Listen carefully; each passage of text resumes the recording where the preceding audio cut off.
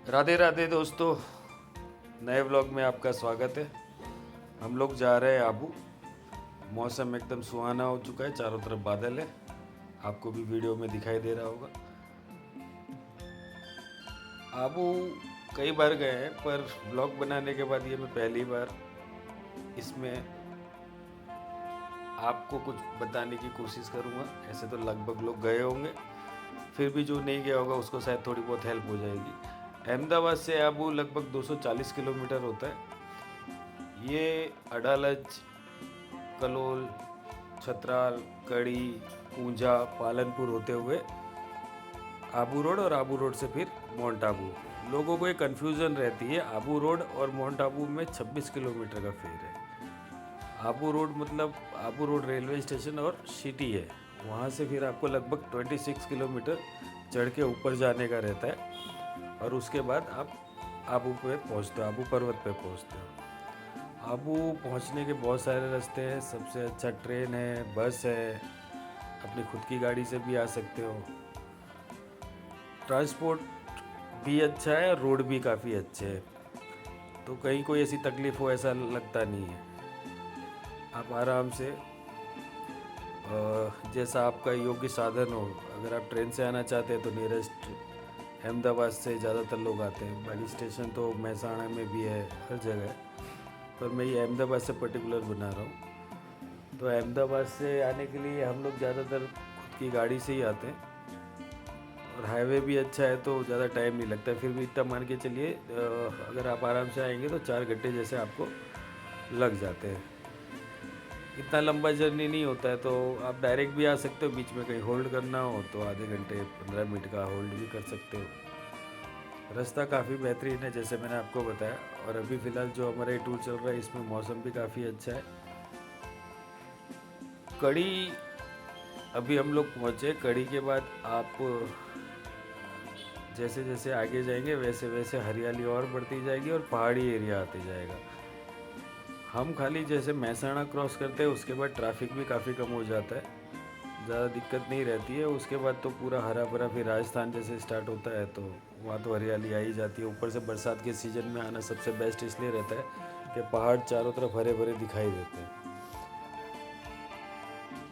आबू सबसे ज़्यादा अगर टूरिस्ट कहीं से आते हैं तो अहमदाबाद से आते हैं। आप सैटरडे संडे यहाँ कभी भी देखेंगे तो ज़्यादातर आपको अहमदाबाद की गाड़ियाँ दिखाई देगी।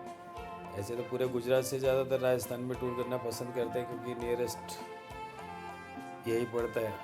दो राज्यों के बीच में अहमदाबाद, बड़ौदा, ज़्यादातर यहाँ के लोग राजस्थान ही जाना पसंद करते हैं क्योंकि करीब भी पड़ता है और दूसरा वहाँ अहमदाबाद गुजरात ड्राई स्टेट है, तो ज़्यादातर लोग आबू जाना बहुत पसंद करते हैं। इसलिए आप जब भी देखोगे सैटरडे संडे को वहाँ बहुत पब्लिक होती है। जनरली मैं कभी भी सैटरडे संडे को ट्रैवल करना या टूर में जाना पसंद नहीं करता हूँ, क्योंकि उस दिन बहुत भीड़ होती है। इसलिए मैं अवॉइड करता हूँ कि अगर हो सकता है मुझे सैटरडे संडे ना जाना पड़े तो मैं ऐसा ही कुछ टूर अरेंज करता हूँ। हम अभी ये महसाणा पहुँचे। ये महसाणा का टोल टैक्स, हाँ, यहाँ कार के लिए टोल फ्री होता है। महसाणा हाईवे पे कार के लिए टोल टैक्स नहीं लगता। इसके आगे पालनपुर में एक टोल टैक्स आएगा, पालनपुर के बाद, जहाँ पे 85 रुपीज़ टोल टैक्स लगता है। वो फिर आपको उसके बाद सीधे आबू पर्वत पे जाके एक वहाँ का कुछ टैक्स है, तो मेरे ख्याल से टूरिस्ट टैक्स होता है, वो 100 रुपीज़ के आसपास लगता है। वो लोग कैश लेते हैं, ऑनलाइन नहीं लेते। और अगर आपके पास कैश नहीं है तो फिर आप अपने फास्टैग से वो कटा सकते हैं। मैं इससे पहले भी गया इसलिए मुझे आइडिया है वहाँ पे। महसाणा का टोल टैक्स क्रॉस करते ही ये नए ब्रिज का काम चल रहा है, यहाँ अक्सर ट्रैफिक होता है। ये फ्लाईओवर बन रहा है, ये बन जाने के बाद ज़्यादा तकलीफ नहीं होगी और इतना ट्रैफिक भी नहीं रहता। अगर पिक आवर में नहीं होता तो आप आराम से निकल जाओगे। महसाणा के लिए बाईपास भी बना हुआ है, तो बाईपास बहुत लंबा पड़ता है और अभी सिटी के अंदर से अंडर ब्रिज वगैरह बना दिए तो आप आराम से निकल सकते हो। तो मेरा सजेशन ये रहेगा कि आप अगर महसाणा में पहुंच रहे हैं तो बाईपास लेने की जगह आप सिटी में से ही जाइए, क्योंकि रोड अच्छा बना दिया, आप आराम से निकल सकते हो। और अगर आपको कुछ खाना पीना या परचेस करना हो तो महसाणा सिटी में आराम से अच्छा मिल जाएगा आपको। यही वो अंडर पास है जो अहमदाबाद में है, उसी तरीके से महसाणा में भी बनाया गया है। 4 से 5 सर्कल इन्होंने इसमें क्रॉस कर दिए अंडर ब्रिज में, जिससे आपको ज़्यादा ट्रैफिक नहीं होता। ये अंडर ब्रिज ख़त्म होता है दूध सागर डेयरी के पास, उसके बाद एक छोटा सा ब्रिज और आएगा, आप क्रॉस करके फिर उसके बाद आगे कहीं भी आपको ट्रैफिक बहुत मुश्किल से ही देखने को मिलेगा। छोटा मोटा मिलेगा, ऐसा नहीं है कि नहीं होता, कई बार कुछ प्रॉब्लम होती है तो छोटा मोटा ट्रैफिक हो जाता है, बाकी नहीं रहता है। जितने भी छोटे मोटे गांव कस्बे ऐसा कुछ आता है तो वहाँ अब फ्लाईओवर बन गया, अब तो क्या पहले से काफ़ी टाइम से बन गए हैं यहाँ, तो आप उसको आराम से निकल सकते हो। अभी हम जहाँ पहुँचे ये ऊंझा है, यहाँ पे आप कभी भी गुजरें तो आपकी गाड़ी के अगर शीशे भी बंद होंगे तो भी आपको इधर मसालों की सुगंध आएगी। पहले बहुत था, अब तो फिर भी थोड़ा बहुत कम हो गया, पर पहले बहुत अच्छा सुगंध आता था। उसके बाद पालनपुर में रहता है ट्रैफिक। पालनपुर एक बड़ा शहर है और यहाँ से अगर आप लेफ़्ट की तरफ जाते हैं तो डीशा होते हुए आप बाड़मेर जा सकते हो। हमको भूख लगी थी, हमने थोड़ा गाड़ी रोकी, सोचा खाना वाना खा ले दोपहर का। तो होटल पटेल करके है, काफ़ी लोग दिख रहे थे, हम इसी में गए, हमने भी खाना वाना ऑर्डर किया। पर मेरी सलाह ये होगी कि आप यहाँ ना खाएँ क्योंकि हमको भी पसंद नहीं आएगा।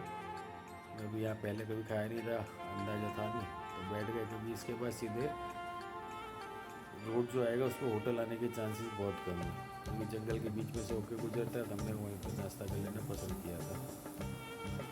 अब ये जो टोल टैक्स आया, बस ये एक इकलौता टोल टैक्स है जहाँ पे 85 रुपीज़ कटते हैं, और ये अहमदाबाद से आबू के बीच में आपको यहाँ पे पैसा देना पड़ता है।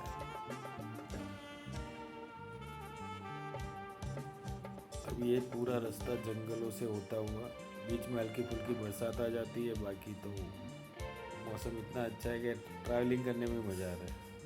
डेस्टिनेशन तो ठीक है, मंजिल ज़्यादा अच्छी लग रही है। हमारी कहीं भी इच्छा करती है तो हम खड़े होकर फ़ोटो खींचने लगते हैं। यहाँ पे अभी नई ज़मीनें नहीं बिकती, जो पुराने किसान हैं, छोटे मोटे गांव हैं, बस वही, उसके सिवा ये पूरे एरिया में कोई भी नया निर्माण अलाउ नहीं है। और धीरे धीरे करके हम आबू पर्वत के पास पहुँच गए। ये आबू पर्वत की हमारी ये चढ़ाई यहाँ से स्टार्ट होती है। हम लोग लगभग यहाँ पहुँचे तब समय हो रहा था 3:30 पौने 4 के आसपास। दोपहर के 4 बजे के आसपास भी आप यहाँ पे देखेंगे तो काफ़ी अच्छी ठंडक थी। मौसम बहुत धुंधला हो गया था, चारों तरफ एकदम फॉग ही फॉग आने लगी थी। जैसे जैसे हम ऊपर जा रहे थे वैसे वैसे इतनी दोपहर में भी पूरे पर्वत पे बादल नुमा धुम्मस जम गई थी।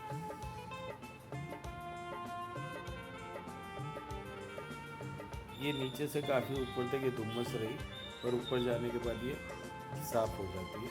उसके बाद उतनी तकलीफ नहीं थी। रास्ते में काफ़ी आगे गाड़ी थी, तेज़ भी चलनी पर, पहाड़ों पे ऐसे भी तेज़ नहीं चलाते, 30-40 के आसपास चला रहे थे, और उसमें भी आगे धुम्मस आ जाती है तो और स्लो हो जाता है। राजस्थान के वेदर का कुछ ऐसे ठिकाना नहीं है, बस खास करके बरसात में कई बार इतनी फॉग हो जाती है कि आपको सामने दिखना भी बंद हो जाता है, और कई बार एकदम क्लियर रहता है।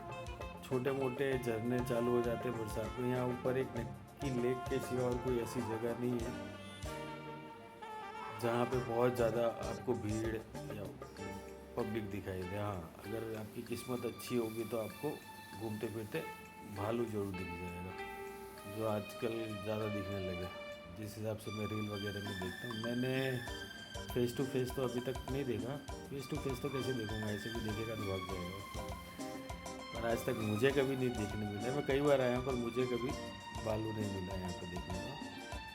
ये देखिए धुंध, ये धीरे धीरे ये 4 बजे का समय है, आप समझिए 4 बजे भी ऐसा लग रहा है जैसे सुबह के 5 या 6 बज रहे होंगे।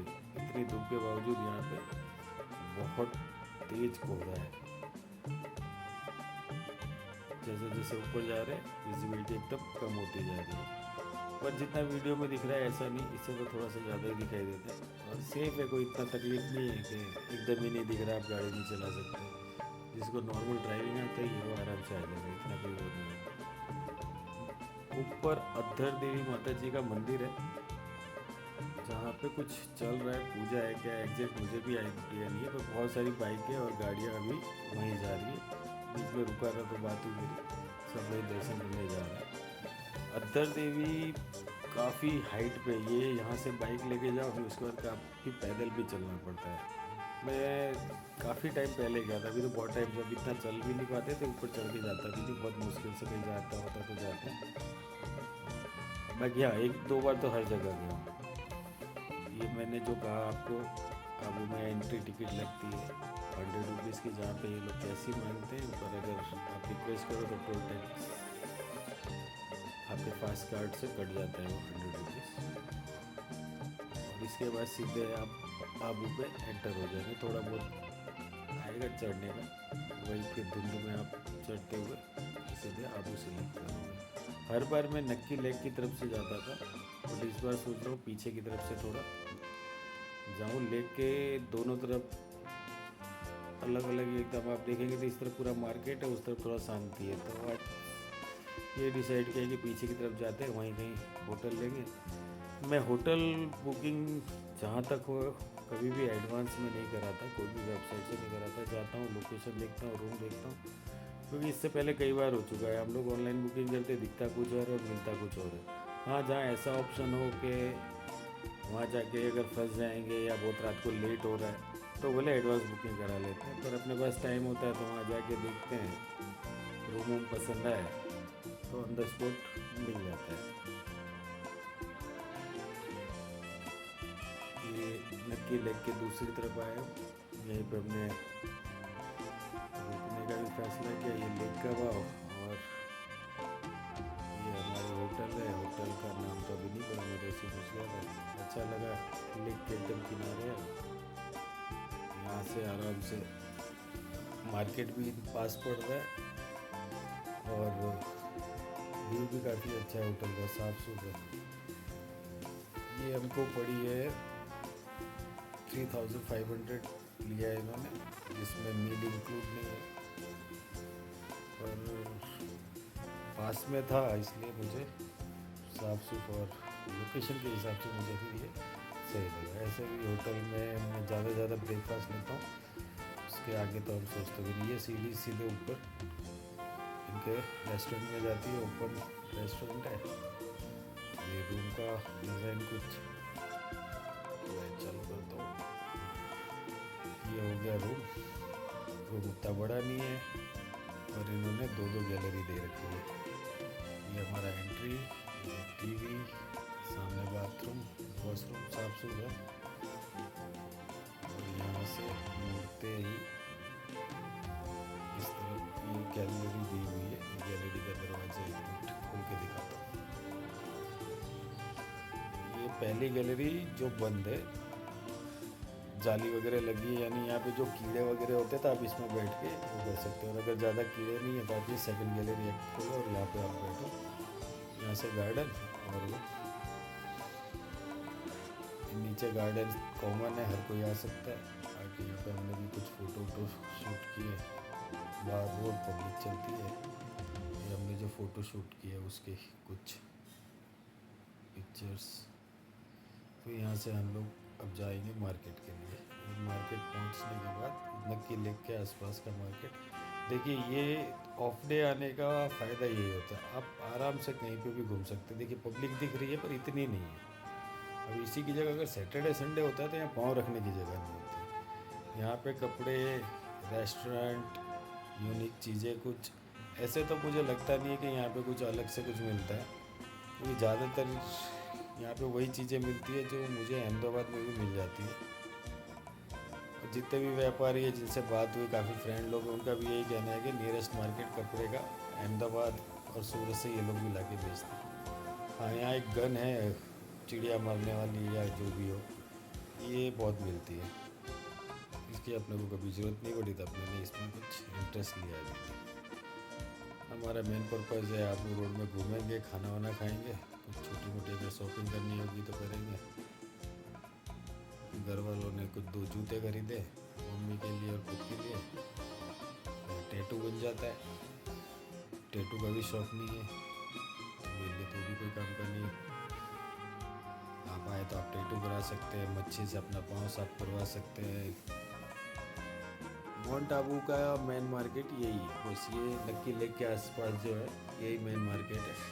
है इसके सिवा छोटा मोटा आप इधर उधर जा सकते हैं। यहीं पास में हनीमून पॉइंट है, गुरु शिखर है। इस टूर में मैं कहीं जाने वाला नहीं हूँ क्योंकि मुझे खाली यहाँ पे होल्ड करना था और खाना वीना खा के फिर कल सुबह निकलेंगे। सीधे अगर चले भी जाऊँगा तो कोई मतलब नहीं है, इसलिए हम लोग आज यहाँ पे होल्ड करेंगे। थोड़ा बहुत मार्केट घूमेंगे। नक्की लेक के पास एक गार्डन है, मैं उसमें भी नहीं जाने वाला, मैं इससे पहले उसमें भी घूम चुका हूँ। माउंट आबू बहुत ज़्यादा ऐसा नहीं है कि बहुत, हम अहमदाबादियों के लिए क्या पास में है, हिल स्टेशन है। काफ़ी लोगों को पीने का शौक है तो सैटरडे संडे को वो लोग पहुंच जाते हैं। बस माउंट आबू उसके हिसाब से ज़्यादा फेमस है। और आप ऐसा कुछ सोचेंगे कि बहुत एक्स्ट्रा ऑर्डिनरी है तो है, कुदरत तो हर जगह अलग ही होती है। ऐसा नहीं है कि नहीं, यहाँ पे आप गुरु शिखर की तरफ इस तरफ चले जाएंगे तो काफ़ी अच्छा व्यू आता है। विदेशी कल्चर यहाँ पे भी आ गया है, जैसे आपने देखा आइसक्रीम खिलाते हुए, टर्किश आइसक्रीम, खिलौने की दुकान, पूरा नक्की लेक के चारों तरफ आप वॉक करके घूम सकते हो। गाड़ी बस टू व्हीलर यहीं तक अलाउ हुआ है, इसके आगे दोनों तरफ। पहले स्टार्टिंग में लगभग चारों तरफ आप गाड़ी लेके फोर व्हीलर लेके घूम सकते थे, बट जैसे जैसे भीड़ बढ़ती गई सरकार ने आगे बैरिकेडिंग करके उसे बंद कर दिया। ये गुजरात का नज़ारा है, रात होते यहाँ धुम्मस होना स्टार्ट हो जाती है। हम लोग शॉपिंग वॉपिंग करके रूम पे आ गए थे, फिर अब रात को निकले हैं, थोड़े फोटोग्राफ लेंगे, खाना वाना खाएंगे, फिर वापस आ जाएंगे।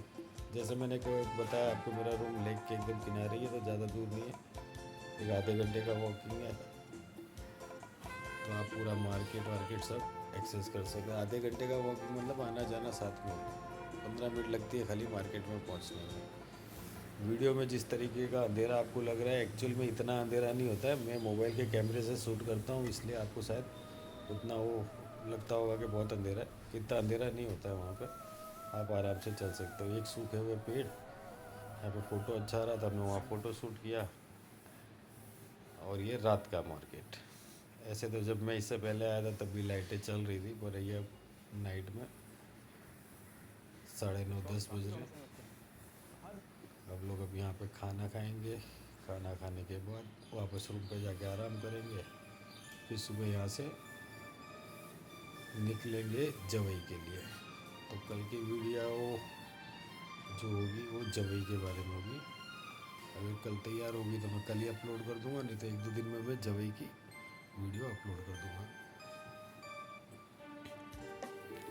जवई अभी अभी में फेमस हुआ है, जब से ये कैटरीना वगैरह घूमने गए थे, सेलिब्रिटी आए, उसके बाद ये थोड़ा फेमस हुआ। और उनके आने के बाद पे वहाँ रिसोर्ट भी काफ़ी अच्छे बने हुए हैं। ज़्यादातर लोग लेपर्ड देखने जाते हैं, पर सबको दिखता है नहीं दिखता है पता नहीं, हम भी जा रहे हैं, देखते हैं। मेरा मेन टारगेट लेपर्ड देखना नहीं है, लेपर्ड दिख गया तो बहुत ज़्यादा खुशी होगी। पर मौसम बहुत अच्छा होता है, पहाड़ों पे ड्राइविंग करना, वहाँ की ऑफ रोडिंग, और नेचर ऐसे ही इतना खूबसूरत होता है ना। आप कहीं भी जाएं, आप अपने घर के आसपास भी देखिए। आप अगर शहर में घूम रहे हो, उससे थोड़ा सा बाहर निकलो, जहाँ हरियाली दिखती है वहाँ आपको घूमने में और मज़ा आता है। ये कुछ पिक्चर, फिर हम रूम पे गए, सो गए। बाकी की वीडियो मैं कल अपलोड करूँगा, उसमें हम आबू से जवई जाएंगे वहाँ, और वहाँ जो घूमेंगे उसके बारे में सारी इन्फॉर्मेशन। चलिए इस वीडियो को यही ख़त्म करते हैं। धन्यवाद।